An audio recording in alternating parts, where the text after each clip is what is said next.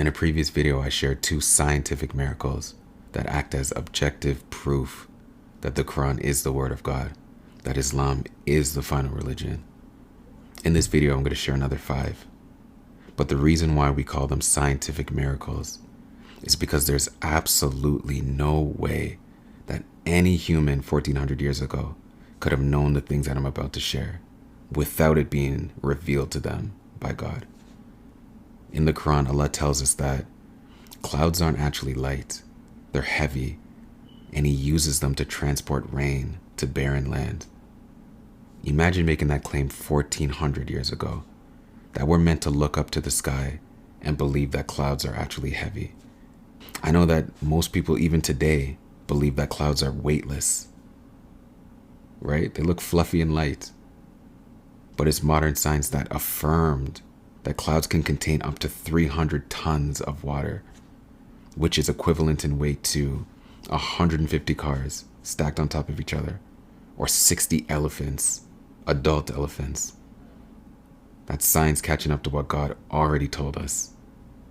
In the Quran, Allah tells us that He created the sun as a glowing star and the moon a reflective light, meaning the sun emits light. The sun is like a candle. It's a source of light, but the moon is like a mirror. It reflects light.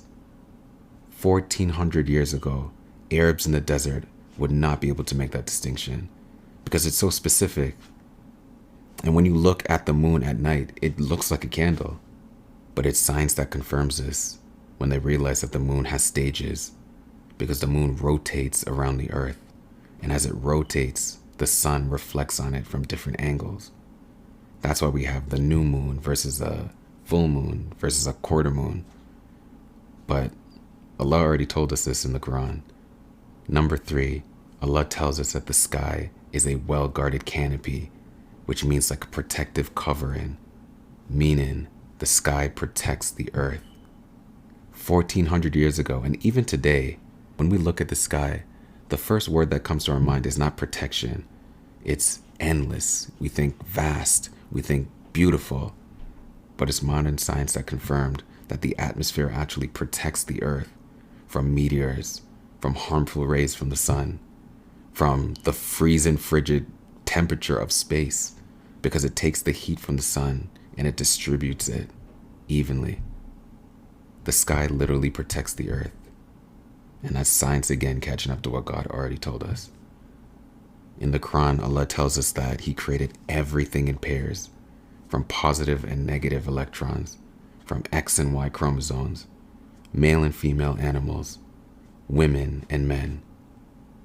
But that also includes plants and fruits. It's modern biologists that discovered that there's actually femininity and masculinity in plants, and they have unique reproductive organs that allow for pollination, which is the process of pollen transferring from the male plant to the female plant. There was no biology 1400 years ago. That wasn't a branch of science. But Allah doesn't need biology. Allah created biology. We as humans are limited in our knowledge, but Allah is all-knowing. The last one is Allah tells us that when two seas, for example, fresh water and salt water, when they meet, there's a barrier that divides them. And that barrier, that division, actually allows those two seas to maintain their properties. And that does two things. One, it allows us to have access to fresh water without it being contaminated by salt water. But two, there's certain creatures that need certain types of water to live. And that's what scientists discovered, because they were skeptical about this. But even today, we can actually see that barrier. I remember the first time I saw it, I was so confused. But that's science catching up to what God already told us. The reason why the Muslim faith is so strong and so unwavering is because it's backed by so much tangible and objective evidence and proof that every single thing that we're reading, our belief in the fact that it's from God, cannot be shaken. Cannot be shaken. And that's why Allah tells us that it's not the eyes that are blind, but the hearts that are in their chests. Because the proof is so clear That it's not that we don't understand that it's the truth. It's that our hearts are preventing us from wanting to believe that it's the truth. But Allah guides whom He wills. Because Allah knows what's in our hearts. He knows if we genuinely and sincerely want to know God, want to know Allah, if we genuinely want to build that relationship with Him, Allah knows.